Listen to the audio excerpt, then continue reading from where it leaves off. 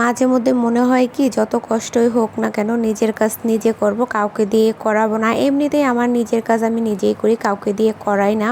অনেক সময় দেখা যায় বিভিন্ন কাজে ব্যস্ত থাকি বা সময়ও হয় না, যার কারণে টুকটাক একটু কাজ দারোয়ান মামারে দিয়ে করাই। যেমন আজকে শাক পাঠাইছি আর কাঁচামরিচ আনতে দিয়েছিলাম, সে এত পরিমাণে শাক আনছে, এগুলো আসলে আমাদের পক্ষে 3-4 দিনেও খেয়ে সম্ভব না। সকালবেলা আমি যখন বাজারে গেছি তখন একটা দোকানে লাউ শাক ছিল আর পুরো বাজারের ভিতরেই ছিল না, যার কারণে ওই দোকানে এত পরিমাণ দাম চাইছিল, আসলে এই জন্য আমি আর আনিনি। তো ওনাকে সেই অনুযায়ী একটু টাকা বেশি দিছি, আমি বলেও দিছি যে 11টি শাক আনবেন, এর বেশি আনবেন না। তো কাঁচামরিচ যতটুকু আনতে বলছে ততটুকুই আনছে, কিন্তু শাক এত পরিমাণে আনছে, আমার যতটুক রাখার আমি রেখে বাকিটুকু তারে দিয়ে দিছি। কারণ অত শাক আমার বাসায় রান্না করলে কেউ খাবে না। আমার বাসায় দেখা যায় আমরা মানুষ একেবারেই কম, তার ভিতরে হচ্ছে একটা তরকারি রান্না করলে একবার উপরে গেলে 2বার, এরপর আর ওই তরকারিটা কেউই খাবে না, ফেলে দেওয়া লাগে। যার কারণে আমি সবসময় যতটুক প্রয়োজন ততটুকুই আনি বাজার থেকে। এর আগে ওনারে দিয়ে আমি একটা কচু আনাইছি, সেই কচুটা আমি 3 দিন খাইছি, তারপরও শেষ করতে পারিনি। আরো একদিন রান্না করে খাওয়া যাবে। এক সবজি তো আসলে বারবার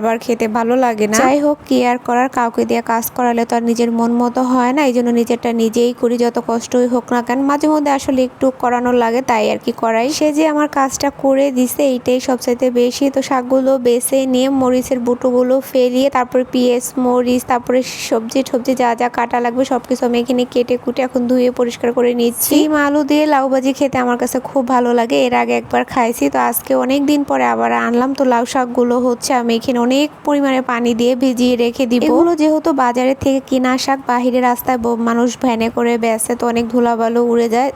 কেটে বেছে একদম সাথে সাথে ধুয়ে রান্না করলে একটু বালু লাগে, কারণ আমি রান্না করা না হলেও 10 থেকে 15 মিনিট আগে শাকটা অনেক পরিমাণে পানি দিয়ে ভিজিয়ে রাখি এইভাবে, তারপরে হচ্ছে ধুয়ে রান্না করি। আর এমন তো না নিজেদের গাছের লাগানো শাক কেটে এনে ধুয়ে রান্না করলাম। ভাত আর ডাল দুই চুলায় দুইটা বসিয়ে দিয়ে আমি সবকিছু কেটে নিচ্ছিলাম। তো কাটাকুটা করতে করতে আমার এদিকে ভাত ডালটা হয়ে গেছে, ডালটা বাগার দিয়ে নিচ্ছি, আর পাশের চুলায় ভাতটা হয়ে গেছে, ওইটা মার গেলে আমি শাক সেদ্ধ করতে বসিয়ে দিচ্ছি। আর এক চুলায় হচ্ছে এখন আমি কলিজার তরকারিটা রান্না করে নিব, তাহলে আমার আজকে দুপুরে রান্না বাড়া শেষ হয়ে যাবে। একা মানুষের আসলে কি দেখা যায় কেটে কুটে গোছ গাছ করে রান্না করতে করতে অনেকটা দেরি হয়ে যায়, তবে গোছ গাছ করে নিলে দুই চুলা রান্না করতে তেমন একটা সময় লাগে না, যা একটু কোষাতে একটু সময় যা লাগে। শাকটা তো সেদ্ধ দিয়ে হচ্ছে পাশের চুলা আমি তরকারিটাও রান্না করে নিয়েছি। তো শাকের ভিতরে এখন কাঁচামরিচ কুচি আর হচ্ছে পেঁয়াজ কুচি দিয়ে দিব। আমি যে কোনো শাক রান্না করি নাই কেন শাকের সাথে হচ্ছে এভাবে পেঁয়াজ কুচিটা দিয়ে দিই, রসুন আর শুকনো মরিচ দিয়ে শাকটা বাগার দিয়ে রান্না হয়ে গেলে তরকারির পেঁয়াজটা ভাজা হয়ে যাবার পর আমি এর ভিতরে হচ্ছে টমেটো পেঁয়াজ ব্লেন্ডার করে নিয়েছিলাম, ওইগুলো দিয়ে নিচে, আর মশলাটা যাতে পুড়ে না যায় যার কারণে সামান্য পরিমাণে একটু পানি, এরপরে হচ্ছে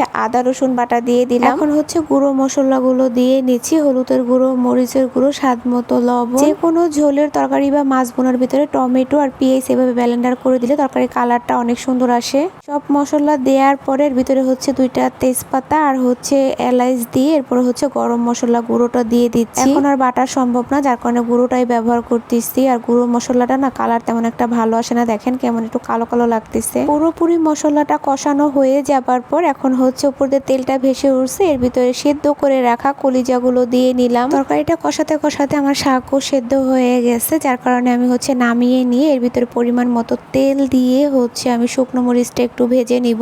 এরপরে হচ্ছে কুচানো রসুনগুলো দিয়ে নিচ্ছি, পরিমাণে রসুন কুচি আর হচ্ছে শুকনো মরিচ দিয়ে আমি এখন শাকটা বাগার দিয়ে নেব। লাউ শাক বেশি জাল করলে দেখা যায় টক হয়ে যায়, যার কারণে হচ্ছে চুলার আঁচটা বাড়িয়ে দিয়েই হচ্ছে আমি শাকটা সেদ্ধ করে নিয়েছি। সবকিছু পারফেক্ট ভাবে সেদ্ধ হয়ে গেছে। রসুন আর মরিচটা ভাজা হয়ে যাবার পর আমি ওর ভিতরে শাকগুলো দিয়ে নিলাম, আর একটু ভেঙেও নিছি, কারণ আনামানাম থাকলে হচ্ছে আলুগুলো ভালো লাগবে না, একটু আঠালো হলে ভালো লাগবে খেতে, তার কারণে একটু ভেঙে দিয়েছি। বাগার দেওয়ার পর আর শাকটা আমি বেশিক্ষণ জাল করে নিয়ে নামিয়ে নিলাম। আর এদিকে আমার ভাতটাও মারগালা হয়ে গেছে, এখন একটু ছেঁকে নিচ্ছি। কলিজাটাও ভালোভাবে একদম কষানো হয়ে গেছে, এখন পরিমাণ মতো ঝোলের পানি দিয়ে দেবো সেদ্ধ হওয়ার জন্য, দিয়ে ঢেকে দিলাম। এখন এটা আস্তে আস্তে হতে থাক, আমি রান্নাঘরটা পরিষ্কার করে নিয়ে থালাবাটি যতগুলো হয়েছিল সবগুলো ধুয়ে ঠুয়ে পুরো রান্নাঘরটা একদম পরিষ্কার করে নিয়েছি। রান্না করার পর রান্নাঘর পরিষ্কার না করলে আসলে নিজের কাছেও ভালো লাগে না, দেখতেও ভালো লাগে না। দেখেন দেখতে এখন কতটা সুন্দর লাগতেছে পরিষ্কার করার পরে। বারান্দায় কিছু কাপড় রোদ দেওয়া ছিল সেগুলো নিয়ে নিলাম, আর ঘর মোছার জন্য হচ্ছে বালতিটাও নিয়ে নিচ্ছি। এখন আমি আমার রুমের যে বিছানা গোছানো, কাপড় ভাঁজ করা, ঘর মোছা, বাকি রুমগুলো ঝাড়ু দেওয়া, ওই কাজগুলো হচ্ছে করে নিব।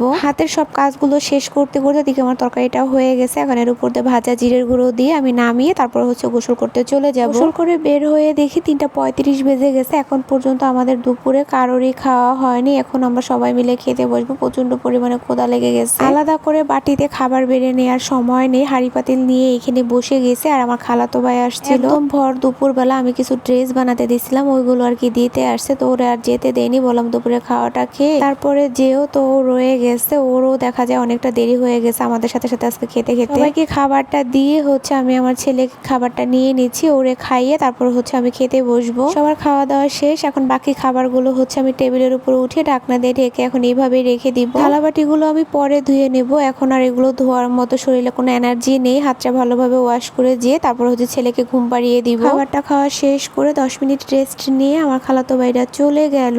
আর হচ্ছে ওর কোচিং আছে, তাছাড়া 4:30 মতো বেজে গেছে। ও যখন বের হয়ে গেল তখন তেমন একটা বৃষ্টি ছিল না, হালকা পাতলা ছিল। কিন্তু এখন তো দেখি বারান্দার দরজা খুলে ভালোই বৃষ্টি পড়তেছে। কিভাবে যাবে আল্লাহই ভালো জানে। ভাবছিলাম সন্ধ্যার পরেই নাস্তা টাস্তা খাওয়াইয়া তারপরে হচ্ছে বিদায় দিব, কিন্তু আমার ছেলে তো ঘুম থেকে উঠে যদি দেখে ওর মামা বাসায় আছে তাহলে আর কোনোভাবে আমি রাখতে পারবো না। যাওয়ার জন্য বায়না ধরবে, যার কারণে হচ্ছে ওকে আমি আগেই পাঠিয়ে দিলাম। আর পড়াশোনা তো নষ্ট করা যাবে না, স্কুল তো এমনিও বন্ধ। ছেলে আর ছেলের বাবা এখানে ঘুমাচ্ছে আর আমি হচ্ছে আমার রুমে যে এখন শুয়ে পড়বো, যাতে ব্যথা না পায়, যার কারণে পাশে কোলবালিশ দিয়ে দিলাম। আসলে নামাজ পড়েই হচ্ছে শুইছি। তো ঘুম থেকে উঠতে উঠতে মাগরিবের আজান দিয়ে দিছে। নামাজটা শেষ করে আপনাদের ভাই বলতেছে কিছু নাস্তা রান্না করো, আমি খেয়ে বের হব। এমন একটা কিছু ছিল না, শুধু পাস্তাই ছিল। আর যা আছে সেগুলো আপনাদের ভাইয়া খাবে না, যার কারণে ডবল ডিম দিয়ে হচ্ছে পাস্তাটা রান্না করে দিলাম। মাংস দিয়ে রান্না করলে বেশি একটা ভালো লাগতো। পোল্ট্রি মুরগির মাংস আমার বাসায় ছিল না, তো রান্না বাড়া শেষ। আপনাদের ভাইয়ের জন্য আমি একটা বাটিতে বেড়ে ওকে দিয়ে দিব, তারপরে হচ্ছে আমিও খাবারটা খেয়ে নিব। এই ছিল আজকে আমার দুপুরে রান্না বাড়া থেকে শুরু করে সন্ধ্যার নাস্তা পর্যন্ত যা যা করলাম সেইগুলো। তো কেমন লাগলো সবাই কমেন্টে জানাবেন। ভালো থাকবেন। আজকে ভিডিও এই পর্যন্ত। আল্লাহ হাফেজ।